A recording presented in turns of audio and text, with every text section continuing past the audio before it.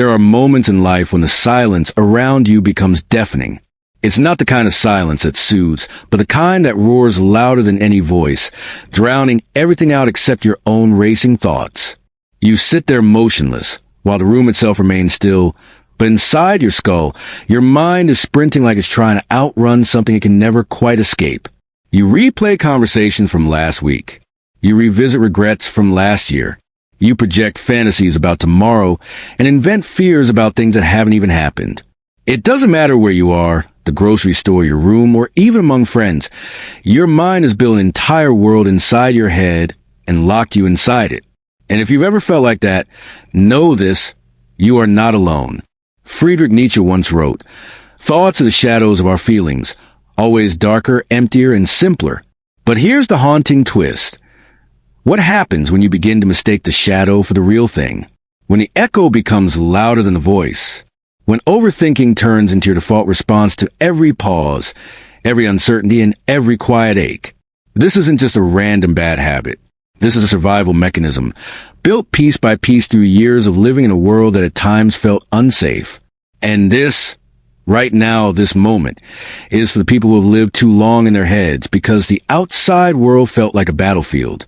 It's for the ones who replay conversations over and over until the words lose all meaning. It's for the ones who edit their own personality in real time, try to measure every laugh, every comment, every silence, just to avoid making the wrong impression. It's for the brilliant, burned-out minds who feel like they are slowly thinking themselves to death. You clicked on this because you're tired of the loop. You're exhausted from the cycle. And somewhere inside you, you're ready for something to shift, even if only a little. So let's do this differently. Instead of trying to escape your mind, let's stop and turn toward it. Instead of wrestling the endless waves of thought, let's begin to understand why your mind refuses to let go of you. Because what you're about to realize may not only ease the storm of your thoughts, it might fundamentally change the relationship you have with yourself. At some point in your life, your nervous system made a decision. It learned that staying in your head kept you safe. Maybe you grew up in a home where emotions were dismissed, ignored, or punished. Maybe you were made to feel that mistakes were not lessons, but crimes. Or maybe the world around you simply moved too fast, and your brain became the only place where you could slow things down enough to process. Overthinking isn't weakness. It isn't proof that you're broken. Overthinking is protection. It is the fortress your mind built in the absence of safety. It is a survival strategy to help you endure a reality you couldn't control. So you analyze every word before you say it. You rehearse conversations in your head like a stage actor. You imagine every possible outcome before you act, not because you're indecisive, but because your body and your nervous system learned that preparation was the only way to avoid punishment, rejection, or pain. Nietzsche once said, "He was a why to live can bear almost anyhow." But here's the uncomfortable secret that your overthinking has been hiding from you. You've lost your why. Your endless thinking isn't just about problem solving. It's about avoidance. You think so much because you're terrified of feeling. You're afraid that if you stop overanalyzing, the raw emotions you've buried for years will finally catch up to you. And they will.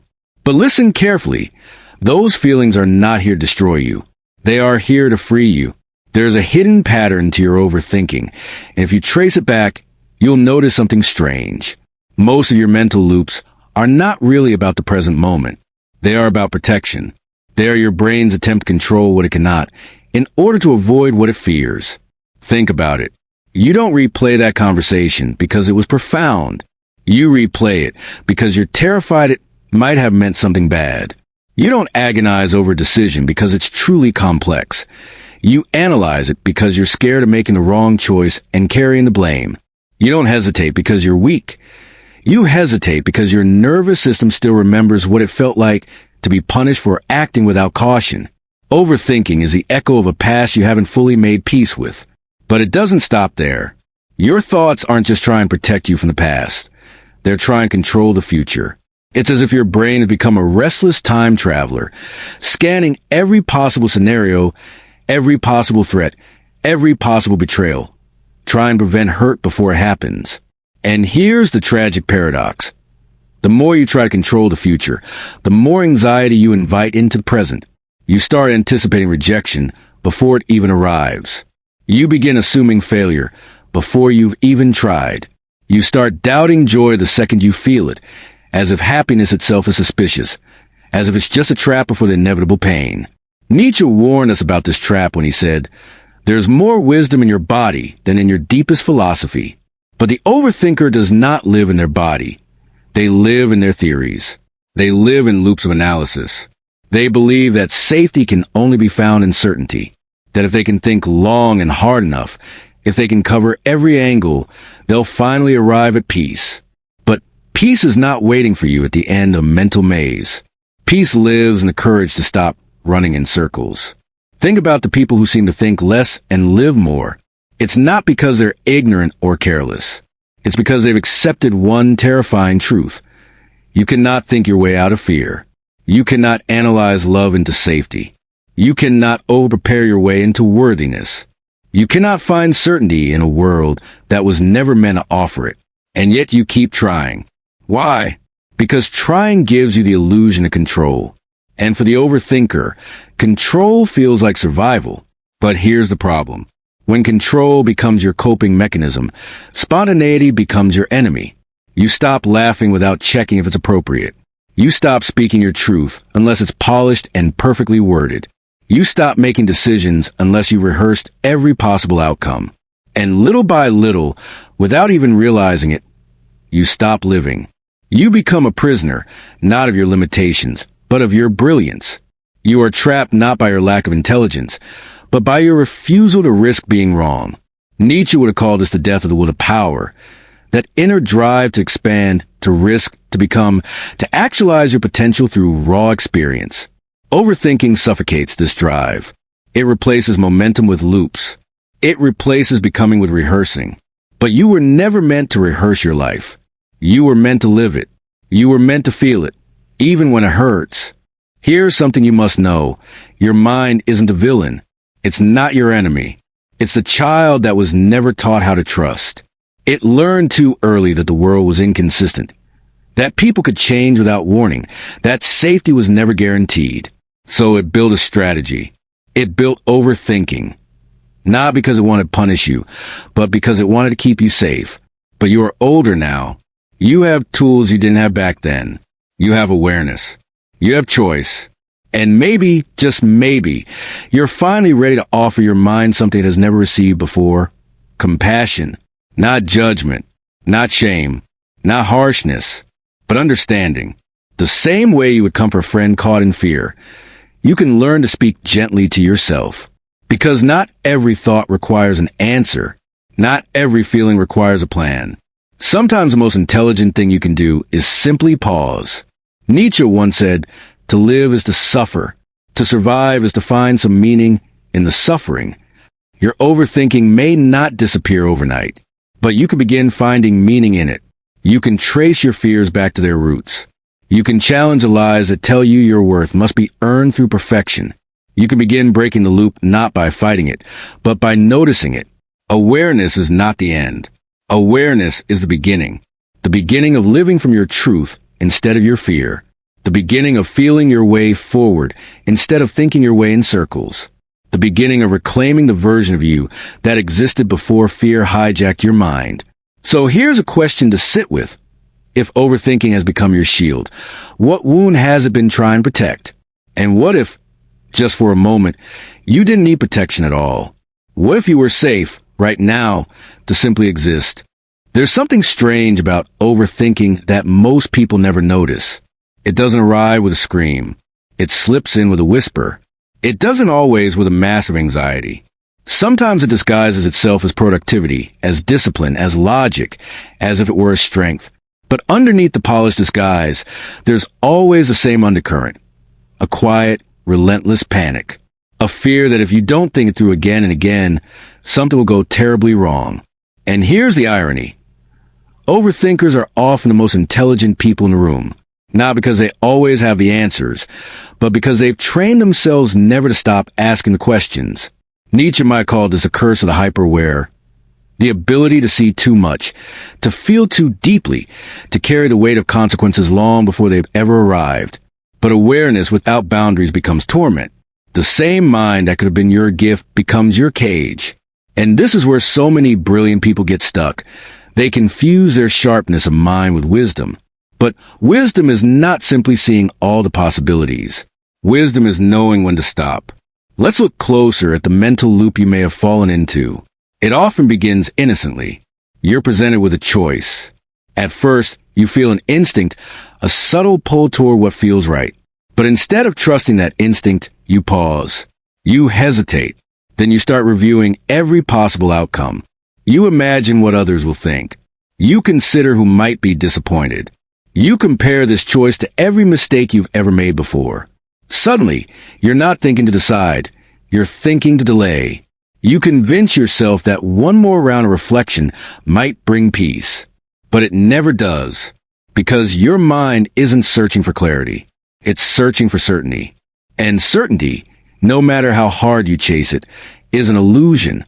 Nietzsche would have said that this craving for safety is not a sign of strength, but a weakness, an unwillingness to confront the chaos of reality as it is. You don't overthink because you lack intelligence. You overthink because you're afraid of being responsible for pain, whether it's your own or someone else's. But here's the truth you've been avoiding. Avoiding pain is not the same as avoiding harm. And avoiding discomfort is not the same as protecting yourself. Your thoughts are clever. They build elaborate stories.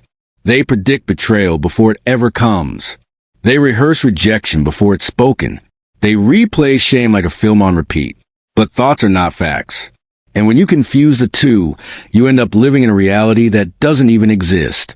You decline opportunities, not because they were wrong, but because your imagined version of failure felt too vivid. You withdraw from people. Not because they betrayed you, but because your brain had already rehearsed the pain of being abandoned. You don't try. Not because it was impossible, but because the story in your head insisted that regret was inevitable. And so your life shrinks, not because reality demanded it, but because your perception did. Nietzsche once wrote, "The snake which cannot cast its skin has to die." For the overthinker, that old skin is the false safety of your mental prison. If you cannot shed it, you cannot grow. But here's the darker layer. Overthinking isn't just exhausting. It's seductive. It lures you with the illusion of control. It tells you that you're being careful, responsible, wise.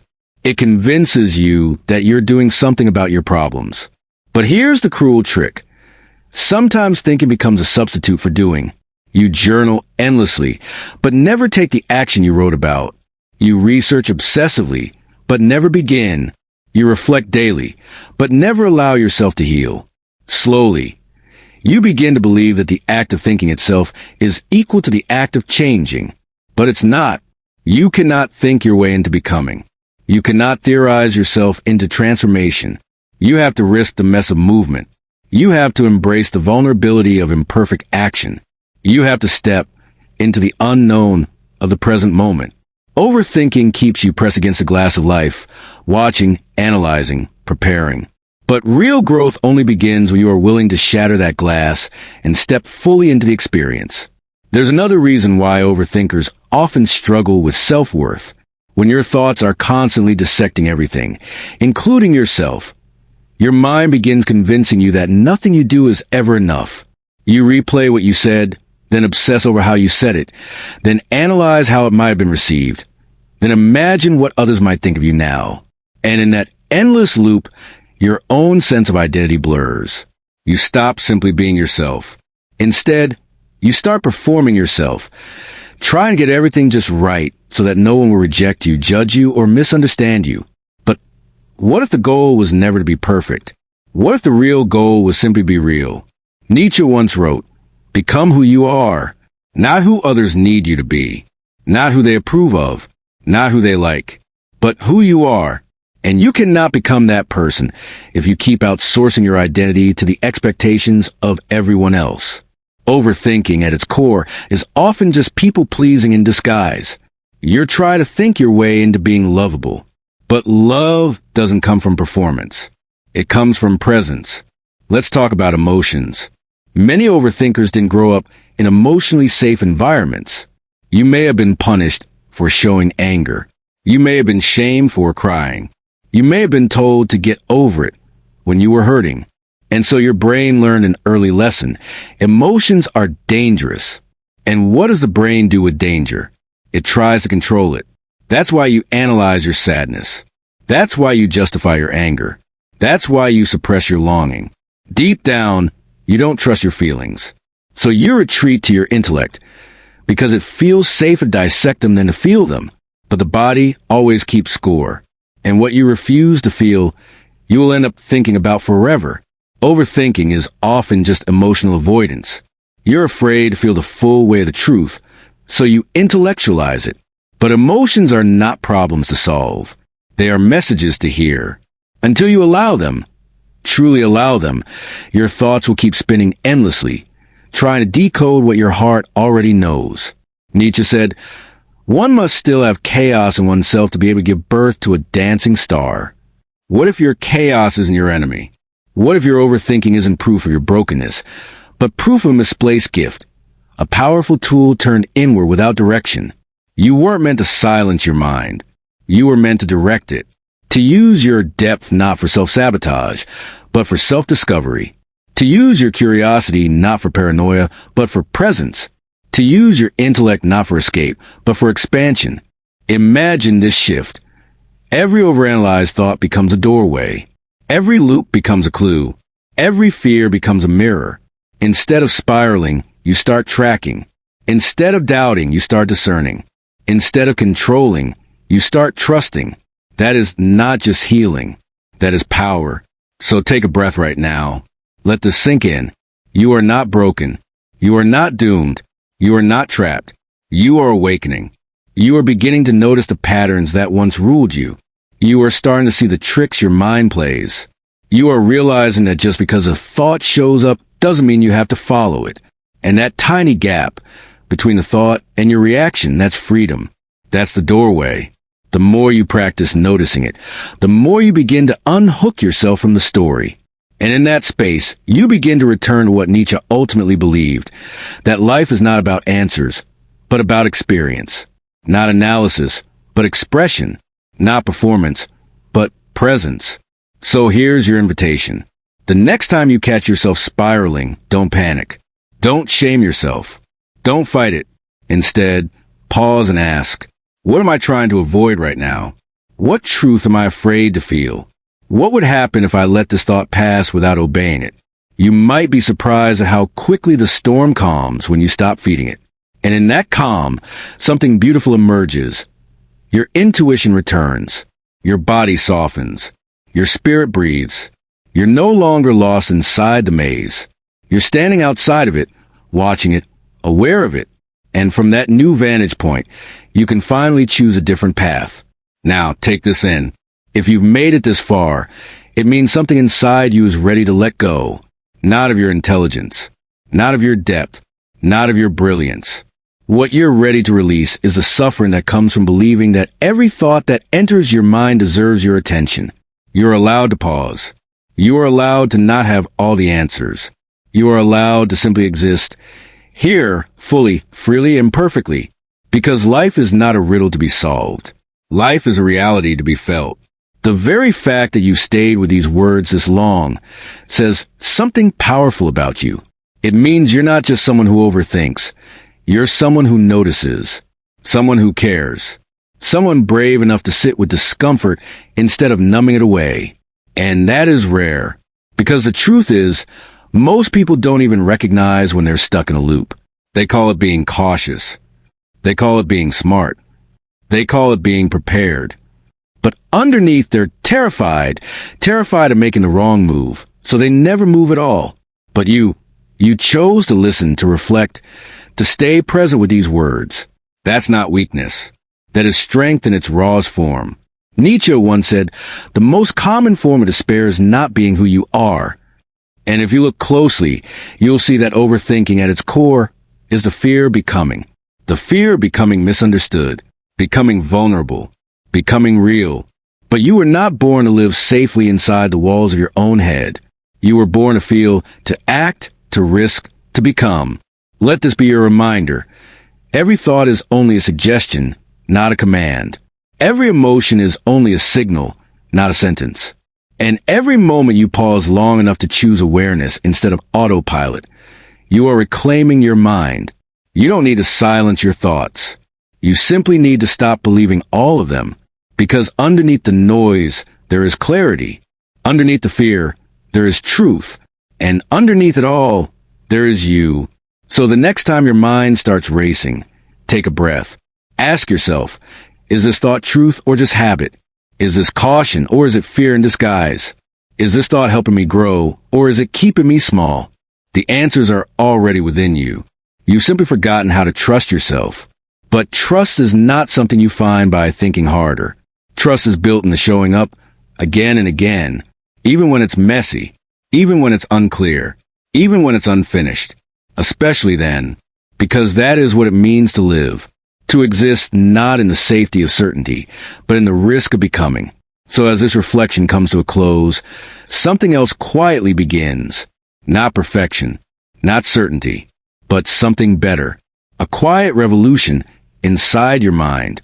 And if these words have helped you even a little, remember, this is not the end of the conversation. It is only the beginning of a new way of seeing yourself. Now, let's dive even deeper into freedom that comes when you stop letting thoughts rule your life. Think about how many times overthinking has stolen moments from you. That time you didn't laugh because you were worried someone might judge you. That time you didn't speak your truth because you couldn't phrase it perfectly. That time you didn't start something new because you were too busy rehearsing every possible failure. Life is not waiting for you at the end of perfect preparation. Life is happening now. In every breath, in every risk, in every imperfect action. Nietzsche believed that life is not about comfort. It's about creation, about transforming suffering into meaning, about taking the raw chaos within you and shaping it into something alive, something true. And you can't do that while locked inside the cage of overthinking. So the challenge is simple but terrifying. Dare to live without certainty. Dare to trust without guarantees. Dare to act before you've rehearsed every outcome, because that's where freedom is found, not in control, but in surrender, not in answers, but in experience, not in rehearsing who you think you should be, but in becoming who you really are. And yes, it will feel risky.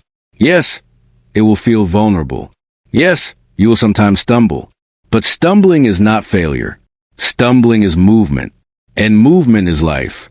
The truth is, your overthinking will not vanish overnight. Those loops are familiar, and your brain has practiced them for years.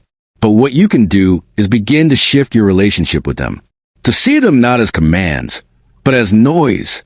To recognize them not as prophecy, but as habit. You can start to ask, what is this thought protecting me from? What pain am I trying to avoid? And what if I no longer needed protection in this moment? Slowly, gently, you begin to untangle. You begin to reclaim the part of you that existed before fear. The part of you that still longs to play, to create, to love, to live. And as you do, something subtle but profound changes. The storm doesn't control you anymore. You're no longer running in circles, chasing certainty that never comes. Instead, you're walking one step at a time into the unknown, carrying your fear with you, but no longer obeying it. And that is what freedom looks like. Not the absence of fear, but the courage to move forward even while fear whispers in the background. So remember this. You are not your thoughts. You are the awareness beneath them. You are not the loop. You are the witness of the loop. And the moment you realize that, the moment you stop confusing yourself with your thinking, you reclaim your life.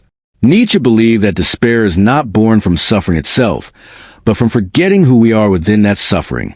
And perhaps your overthinking has been nothing more than that, a forgetting. But now you are remembering. Remembering that life is not meant to be rehearsed. It is meant to be lived. Remembering that certainty is not required for worthiness. Remembering that perfection is not required for love. You are already enough. Even here, even now. So the next time your mind begins to spiral, stop trying to silence it. Stop trying to argue with it. Instead, smile at it gently and say, "Thank you for trying to protect me, but I am safe now." I choose to live. And then live. Laugh even when you don't know if it's appropriate. Speak even if your words aren't perfect. Take the risk even if the outcome is uncertain. Because that is where the real life you've been missing is waiting. Not in the loops, not in the shadows, not in the endless rehearsal, but in the raw, unpolished, unrepeatable experience of being fully alive. So take a breath. Let the thoughts come and go like clouds. Let the fear whisper and fade.